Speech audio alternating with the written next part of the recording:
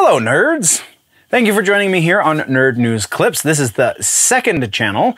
This is the place for all of the short-form content as well as the individual sections and just generally speaking smaller things. If you are into the longer form content, youtube.com/generallynerdy is the place to go see that.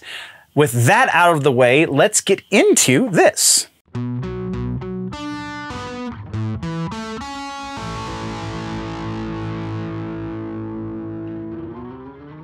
Let's get into music news. Starting things off, this episode of music news is mostly new music. We have no follow-ups, we have no corrections, we have just a lot of new music to talk about. And honestly, there was even quite a few new music pieces that I left out because it's bands that are just releasing another single off of their current record, which we have already talked about, or a band that my stance on is fairly well known, or a band that I didn't see the point in, they didn't add anything to the conversation, so I didn't see the point in covering them until they can kind of step forward a little bit more, whatever. And also another one that I saw just before I came to film, because it's going to go on next week's episode, because I want to kind of digest this one a little bit more before we talk about it. But that being said, we do have quite a bit of new music to talk about regardless.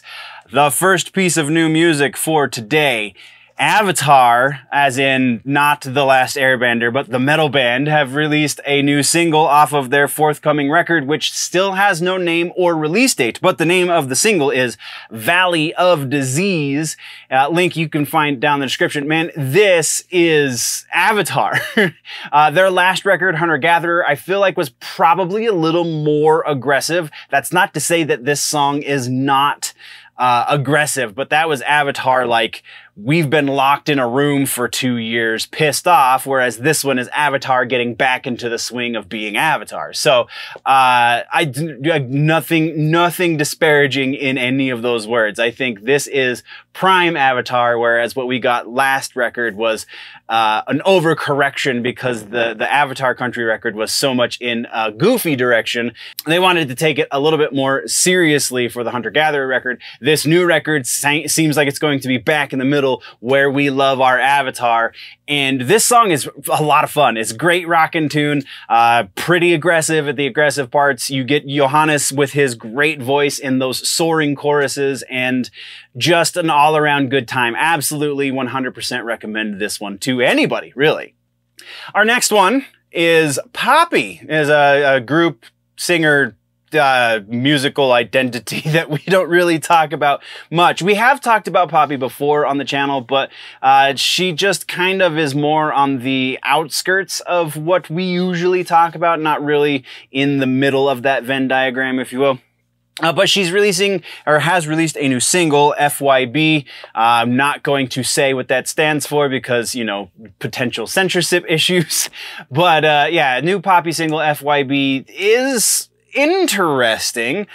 So as I was listening to this, I kept wanting to say, to put in my notes, like, this feels like pop music, punk rock. It's not pop punk, because that is a completely different situation. That's, you know, Good Charlotte, Blink-182, something like that. And that, I don't think, is what this is. This feels like a pop artist doing pop vocal things over a very aggressive punk rock sound. This is not your bubblegum punk undertone. This is actually borderline, that walks that weird line between thrash and hardcore punk as far as the musicality goes, which is such a weird dichotomy with those pop vocals over the top that just, I don't know, it's an enigma wrapped in a mystery, and it's intriguing. I can't, the production on this as well is fantastic, but I can't tell you who this is for. If you're a fan of Poppy, you're a fan of Poppy. You already know this is a song for you, but anyone outside of Poppy, I mean, I guess this is a fair example of what you're going to get into. So if you're curious as to what Poppy is, go listen to this. But as far as a general recommend, I don't think I can do that. Skid Row, one of my favorite bands from the 80s. I'm a Sebastian Skid Row guy, generally speaking, but they have released a new song as well. The name of this new song is Time Bomb. It comes from their record, The Gang's All Here, and this is what hair metal sounds like in 2022. There's no, there's no other way to say that. That is exactly what this is. And through that lens, that seems to be expertly executed. So congratulations to the guys in Skid Row. I really dig Skid Row. Just, again, generally speaking, Sebastian is my Skid Row. I haven't really listened to / liked what I have listened to, anything that they've released since he left the band or they kicked him out or whatever that happened. But the new guy, he's been around much longer than Sebastian ever was. The current guy is talented. Like, this song definitely illustrates that. The only issue here is, again, this is hair metal in 2022. There is definitely a niche for hair metal in 2022. I just don't know how broad that niche is and, you know, who exactly falls into it outside of like somebody pushing into their 50s or 60s who listened to this stuff in the 80s when it was still new. And that's not really a demographic that a lot of people are going for, though it seems to be doing Skid Row just fine. So if that's your demographic, you'll probably dig this. If you don't really have an appreciation for hair metal, gotta say, probably steer away from this one. Now, we are talking about a band that we've actually spoken of before when they put out their first EP. The What Is It, Kill It EP by Vended. That's right, we're talking about Vended. Corey Taylor and Sean Crahan's kids are in a band together. It is called Vended. They have released a new single that is not yet attached to an album. This new single is called Dead to Me. Dead spelled like Gen Zers want to spell, I guess, by leaving things out and making it edgy, kind of like we did in the early aughts. Whatever.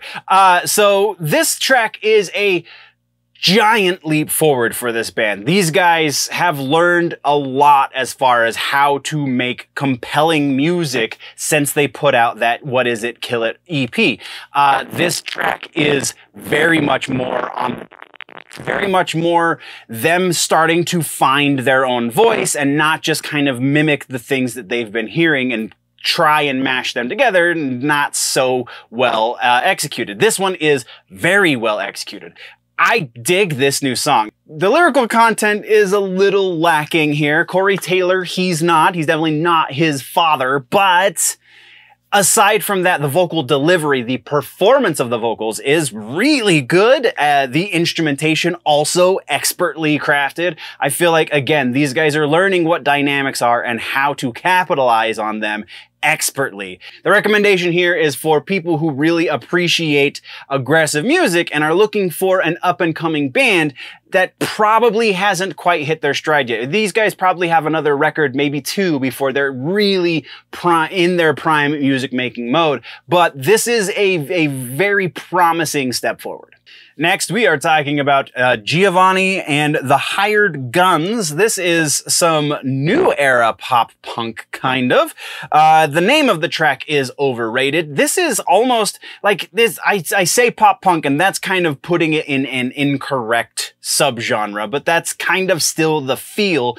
This feels like early Pennywise almost. This feels like, to a certain extent, even Voodoo Glow Skulls. This definitely has a lot of greatness to it, and I really dig this track. This is a feel-good punk rock song that has a tuba in it because it somehow fits very well. This one comes from the new record that is coming out October 28th from these guys. It's going to be called Tejano Punk Boys, and this is my first time listening to this band, and I really dig what I'm hearing, so I'm very excited to see what else comes out of this record. Definitely a wholehearted recommend on this one. NoFX released a new single. This comes from their forthcoming double album, which is coming out December 2nd. It's a very strange release time for a band because then, you know, you're going into a new year with last year's record. I know it sounds stupid, but that's how the music industry works. But it's NoFX, so they're just kind of, yeah, whatever, we're going to do what we want. That being said, I kind of waffle on how much I like NoFX. This is a callback to the NoFX that I really, really dig. The name of this track is Darby Crashing Your Party. It's a song written about Darby Crash, I believe.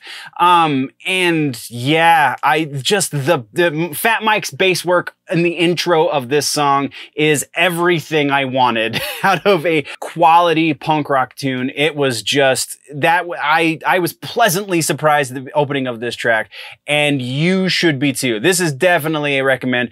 This double record is going to be the third disc in a way, the second and third disc in a way to last year's single album, I believe. Is that what it was called? I can't remember, and I don't have time to look it up, but this is definitely a recommend. So we talked about Vended. Now let's talk about Vended. Vended is a very different band that has kind of been around for a while. Members have been in other bands. This is a bit of an international supergroup I saw described by one of the outlets. The name of this new track is My Desire. We have actually talked about these guys previously as well. The only reason we're talking about them again, because this is technically from the same record that the last record came from, which is Cruelty and Corruption. The reason we are talking about them again is because this is a lot more quality. Last time I wasn't a big fan. Seemed really aimless and didn't really do much for me in any real direction. This time they found what they want to do, and they are doing it fairly well. And that is groove. This is groovy metal. These guys, some of their members previously played in Devil Driver, Life of Agony, I believe, as well. Devil Driver is definitely one of my favorite new wave American heavy metal bands. So definitely that shows here because a lot of groove is associated with new wave American heavy metal. And this is groovy. Like if you were looking for a heavy, groovy tune, this is the new track for you. And then, one of my favorite bands from the early aughts, is when I found them at least, is He Is Legend. They have released not one, but two new singles. The first of which is called Lifeless Lemonade. The second of which is called The Prowler. This is from their Endless Hallway record, which will be out November 11th. Again, very strange that we're releasing albums at the end of the year. That's generally not how the music business works, but everybody's itching to release music, and He Is Legend gave us a fantastic record last time with White Bat, and so far this new record is even better. Even better. I dug the hell out of White Bat. This one though is a lot more heavy, a lot more sophisticated musically, and that's saying something because He Is Legend is a band that definitely takes their sophistication seriously, and just, oh, I love it. This is, if you like heavy music at all, you should be listening to just He Is Legend in general, very specifically these two new tracks, Lifeless Lemonade and The Prowler. And then, Lord of the Lost is going to round out our new music section. This is one of my favorite bands from the last 10 years. These guys are fantastic. The name of this track is A World Where We Belong. It is from the Judas album that I honestly forgot has already released, and I don't have it yet, which sucks. But this track specifically is Lord of the Lost doing the thing and doing it like seasoned veterans, which they are at this point. They've been doing music for so long.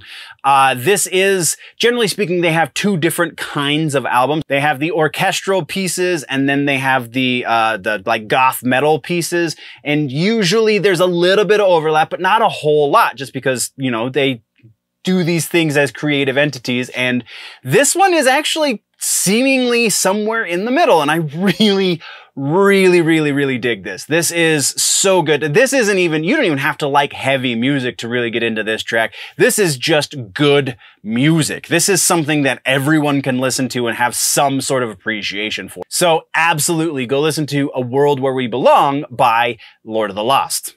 So all of that new music out of the way, there's a whole bunch, I warned you. All of the new music out of the way, we have one piece of regular-ass music news. It has to do with Falling in Reverse. Ronnie Radke recently took to the interwebs to post a video talking about why the band has pulled out of the WIIL Music Festival in Illinois. it seems that it's because they have lost their laptops. Now, there's a very strange amount of detail here, because in that there's really no detail at all as to why a metal band has to play with laptops, plural. Multiple laptops have to do a thing for you to do your thing on stage. This seems highly suspect.